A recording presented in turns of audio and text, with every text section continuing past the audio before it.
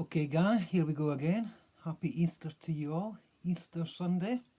I wasn't going to do a video today, but I got sent an interesting trade by one of the group. I did a bizarre trade myself. I got sent one of the worst trade offers I've ever seen in my life. So there'll be a big rant coming at the end. First of all, we'll get the bizarre trade out of the way. In the Sega League, I gave away my 2023 first, Tails Never Fails, and Super Shadow Scott gave away this year's 113 and the 2024 first. Now, I sent this bulk offer for around that pick,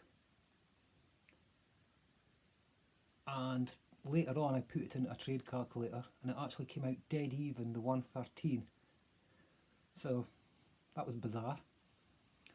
2023 class is loaded, we all know that, but I've had a sneaky look already at the 2024 class, and it's fair to say I'm more excited about that than I am this year's class already. With no idea whether these picks are going to be early or late. We'll assume they're both going to be around about the 1.8, 1.9 area. So I'm hoping I've got the 113 this year just to delay a year future pick. And I'm planning rebuilding next year. So that's something for you to think about maybe. Go all in this year and then start a rebuild next year. So delay the future pick, if you understand what I mean. So next off, Steve, one of our group, sent me this trade. A New Hope gave up Dak Prescott, Justin Jefferson, and his 2023 second. Iron Island Empire, that's a bit of a tongue twister, Iron Island Empire, gave up Justin Fields, T. Higgins, this year's 105, and a 2023 first. Now, this looks quite stonking, and at first I thought it was quite close, but I must admit, given it some thought, I do edge quite heavily on the Prescott and Justin Jefferson side. And I'll tell you why. Now, Steve's going through a rebuild in this league, so he's the one acquiring the bigger package. Now, Justin Jefferson to T. Higgins. Justin Jefferson is without a doubt the wide receiver one on his team, and it's very, very close between him and Jamar Chase, who is the wide receiver one in Dynasty, period.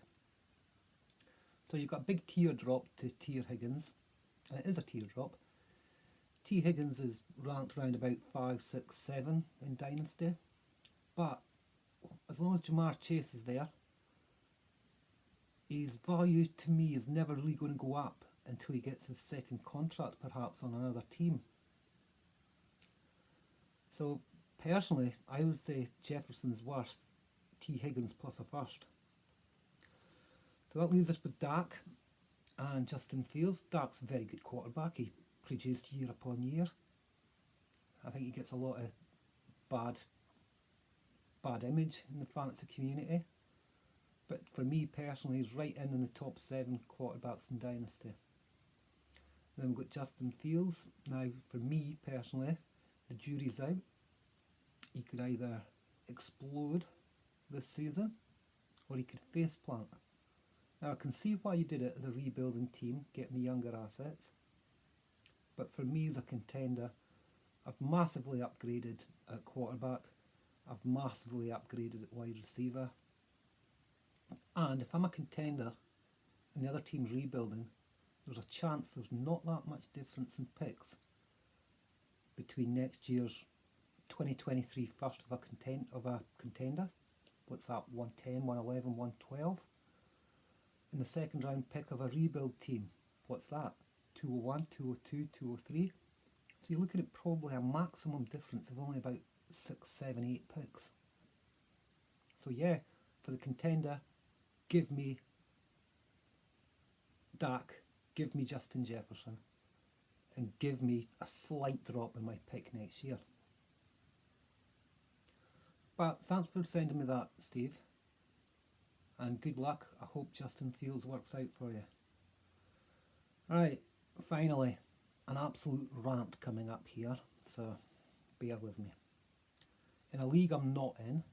Thankfully, I don't think any of you guys are stupid or insulting enough to send an offer like this. All or Nothing sent me Case Keenum, Le'Veon Bell, John Ross, wow. The 106, the 108 this year, the 301 this year, 2023 first and second, 2024 first and second. For that, he was wanting from me Joe Burrow, Leonard Fournette and CeeDee Lamb. Now, first of all, I've already put on my trade bait that I'm going all in for next year. So why would I sell stud players for future picks? That's just pure laziness, pure stupidity. Not even thinking what your trade partner is looking for. Not thinking how the trade is going to help the other person. But let's get into more detail. Case Keenum, Le'Veon Bell, John Ross. What the fuck? What the fuck? You know, they belong on the waivers, or you can send offers out to people. It's a 14-team Superflex as well, so the quarterback's even more important.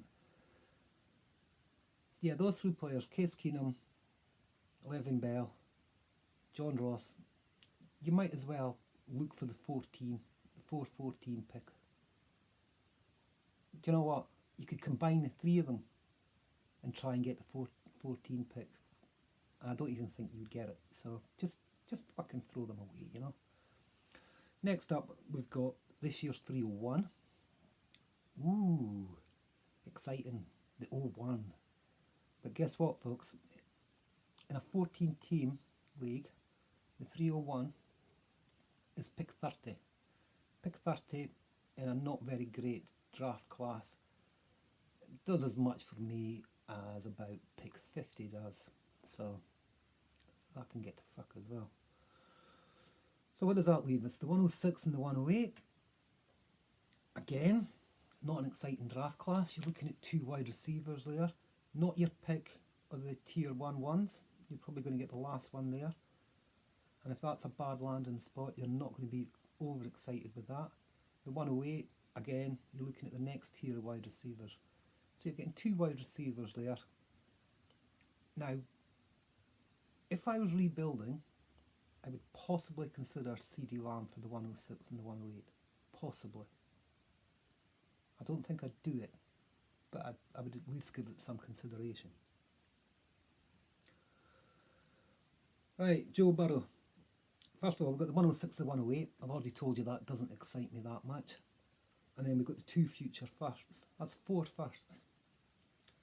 Those two future firsts are bound to be on a contending team. So I'm looking at 1-9 to 114 at best. Realistically, I'm looking at 111 to 114. So the 106, the 108, next year's 111, 2024 111, at best. Worst case scenario, both those future picks are 114.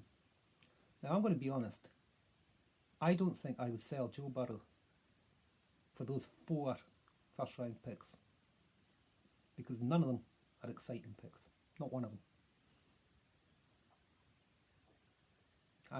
I'd be interested to hear what some of the rest of you think, but for me, it's a no-go, Joe. I didn't even mean that, no-go, Joe, but yeah. Then we've got Leonard Fournette. Now, again, I said I'm going all in. Why would I sell Leonard Fournette? Yeah.